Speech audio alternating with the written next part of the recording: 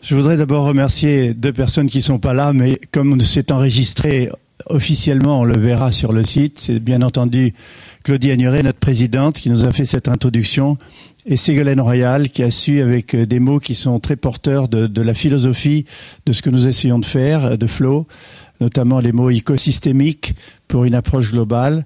Et ça rend hommage aussi à Véronique Anger, la présidente fondatrice et organisatrice de ce forum, qui a poursuivi pendant des années le travail du groupe des 10, qui a été vraiment anticipatrice sur l'approche systémique pour essayer de mieux comprendre la complexité du monde dans lequel nous sommes, qui s'est référé au livre de Jacques Robin, Changer d'air, et qui a conduit inlassablement nos réflexions sur l'approche du complexe, la capacité d'agir en plusieurs endroits de manière interdépendante, et c'est grâce à elle que nous avons ces deux forums et la suite qui va certainement venir.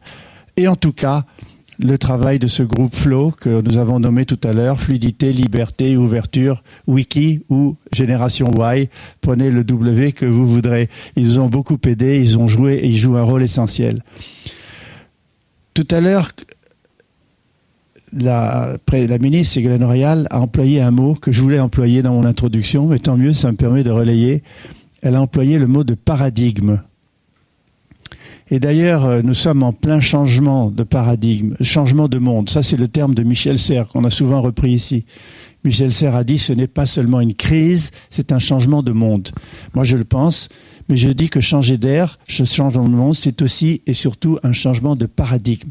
Alors, petit rappel, cette notion de paradigme, c'est un corps de pensée, de réflexion un peu fermé sur lui-même, autoréférent, que les scientifiques utilisent beaucoup pour défendre, on dit dans notre jargon, pour bétonner leurs théories scientifiques.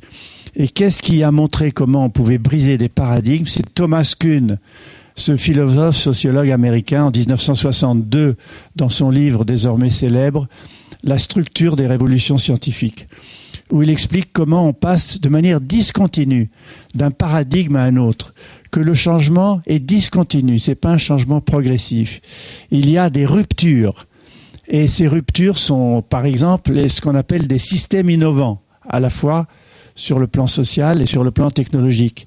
Un système innovant est fait de multiples éléments qui convergent et qui font émerger une rupture fondamentale.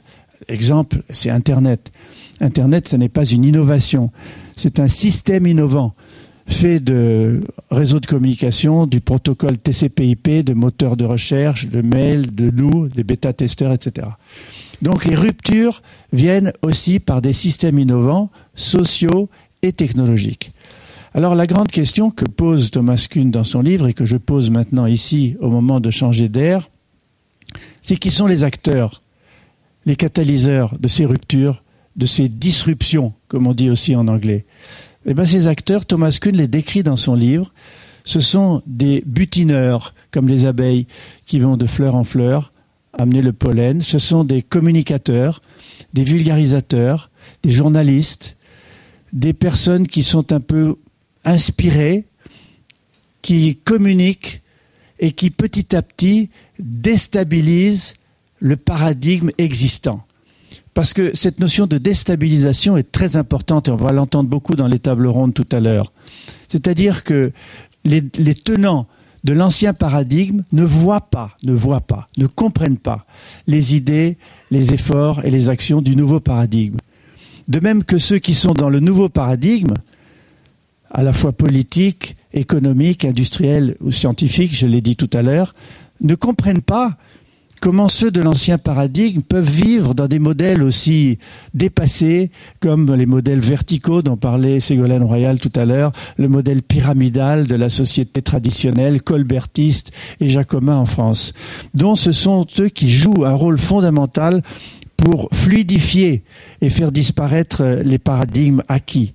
Et j'ajouterai à ces communicateurs, vulgarisateurs, butineurs, abeilles fécondantes, deux autres mots, des hackers et des makers.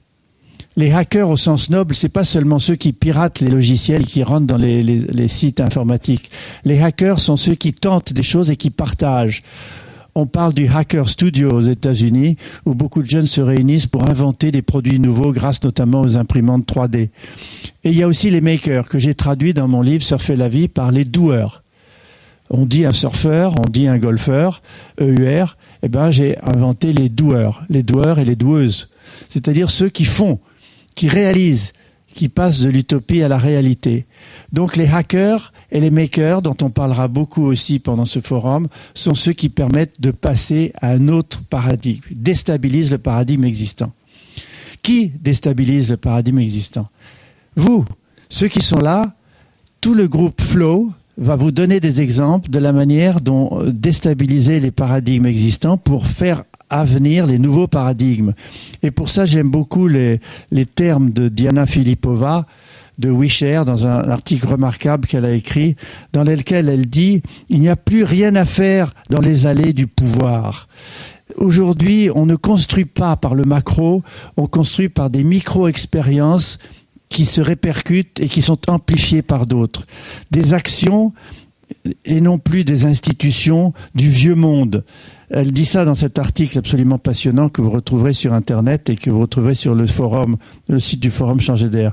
Ces actions déstabilisatrices conduisent, comme on l'a dit depuis le début, à une nouvelle forme de société, à une société collaborative, à une coéconomie, à une économie du partage, de la solidarité, une économie où les gens se font confiance entre eux pour échanger des logements, voyager en voiture, faire de la coéducation, utiliser des MOOC, utiliser de la co-agriculture. Tout ceci se met en place, mais ceux de l'ancien paradigme ne le voient pas.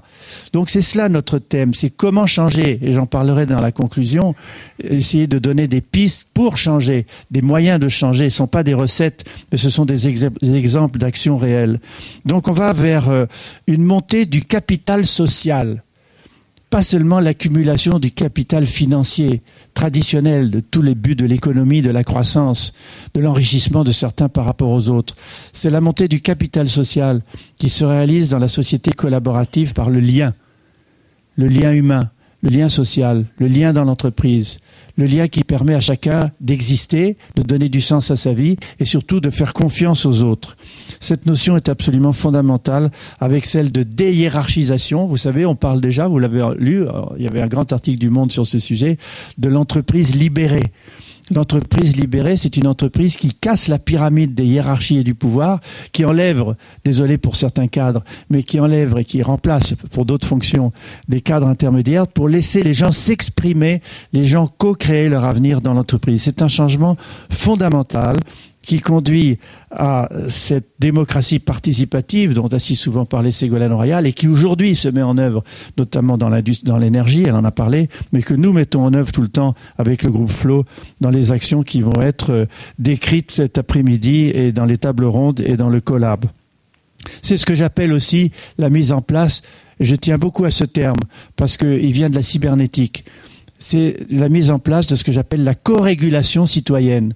C'est-à-dire le fait que les gens, se faisant confiance les uns avec les autres, étant informés les uns des autres sur la société en réseau, peuvent agir communément en partageant des valeurs pour co-construire le futur. Et c'est donc tout ceci dont il sera question dans ce forum, auquel vous êtes tous invités, puisque vous pouvez tweeter en permanence, tout est enregistré, tout sera revu sur le forum Changer d'air. Les collabs dont a parlé Véronique Anger tout à l'heure sont un moment important, un peu un sommet de ce forum Changer d'air de cette année. Nous allons produire un livre, pas un manifeste, pas un bouquin, mais une force de proposition pour changer d'air ensemble et co-construire le futur. Je vous remercie, bonne journée, bon travail.